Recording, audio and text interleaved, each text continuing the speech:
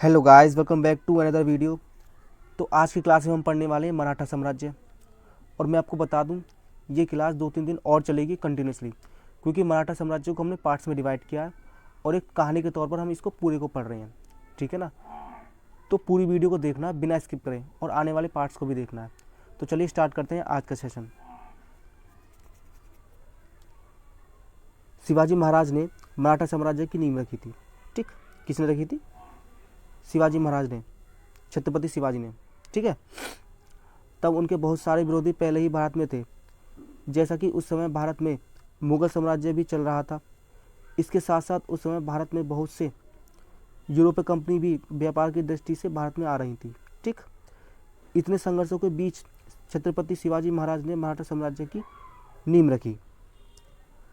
छत्रपति शिवाजी महाराज का जन्म 19 फरवरी 1630 को वर्तमान राज्य पुणे जिले के शिवनेरी किले में हुआ था। ठीक, ये बात आपको याद रखनी है, इसका जन्म कब हुआ था, ठीक है ना, और कहाँ हुआ था। ठीक, इनके पिता का नाम शाहजी और माता का नाम जीजाबाई था। ठीक है, ये बात आपको याद रखनी है, ये बहुत इंपॉर्टेंट है। ठीक, चलिए आगे पढ़ते हैं।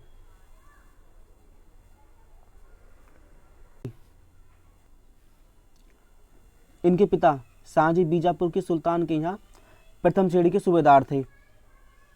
शाहजी के पास पूना एवं बेंगलोर की जागीर थी।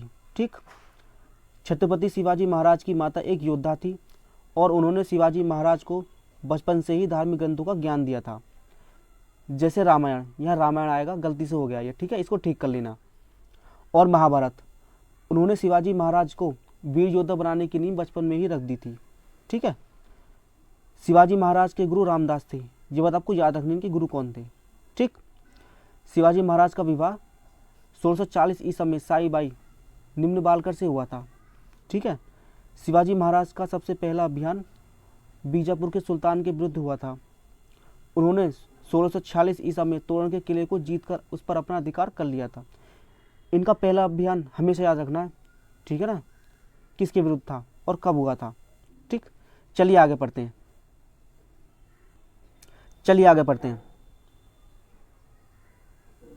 इसी वर्ष इन्होंने मुरुमगढ़ का किला भी जीत लिया।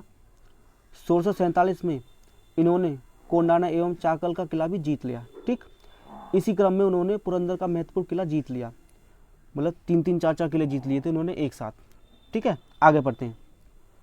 जब आदिल शाह को शिवाजी महाराज की बढ़ती विजय क्रम के बारे में सूचना मिली तो उन्होंने शिवाजी के पिता शाहजी को कैद कर लिया, जो कि आदिल शाह के साम्राज्य में ही काम करते थे। ठीक, इस स्थिति में छत्रपति शिवाजी ने यह निर्णय लिया कि कुछ समय तक आक्रमण न किया जाए और अपने सैन्य बल को मजबूत किया जाए।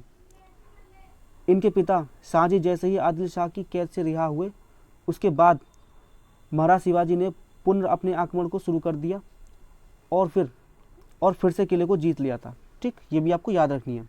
चलिए आगे चलते हैं। 1657 ईसा में छत्रपति शिवाजी महाराज का पहली बार मुगलों के साथ संघर्ष हुआ। ठीक, इसमें मराठा सेना को पीछे हटना पड़ा। शिवाजी महाराज के अधिकारियों ने 1657 में अहमदनगर, जो कि मुगलों के अधिकार क्षेत्र में आता था, वहां पर अपना हस्तक्षेप कर दिया था। ठीक है, आगे चलते हैं। आदिल शाह ने अफजल खान नामक सूबेदार, जो बीजापुर का सूबेदार था, उसको शिवाजी महाराज के पास संधि करने के लिए भेजा, परंतु वास्तव में वह छत्रपति शिवाजी महाराज की हत्या की चाह में उनके पास मिलने आया था।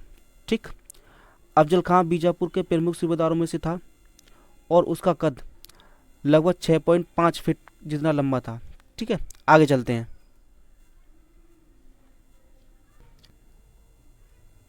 उसके बारे में यह कहा जाता था कि वह इतना शक्तिशाली था कि वह अपने हाथों से किसी का भी सर दबोच देता था। ठीक, दोनों की मुलाकात 10 नवंबर 1659 में प्रतापगढ़ में हुई थी। ये भी आपको याद रखना है ये बात। ठीक है, ये कभी कभी एग्जाम में पूछ लेता है।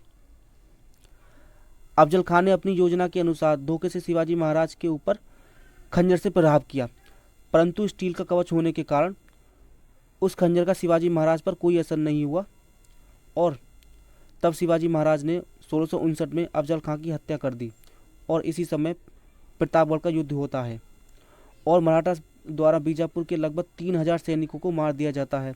इसके साथ प्रतापगढ़ के किले पर भी अधिकार कर लिया जाता है। तो चलिए आज की क्लास में सिर्फ इतना ही, कल फिर मिलते हैं अगली क्लास में। जब तक के लिए थैंक यू।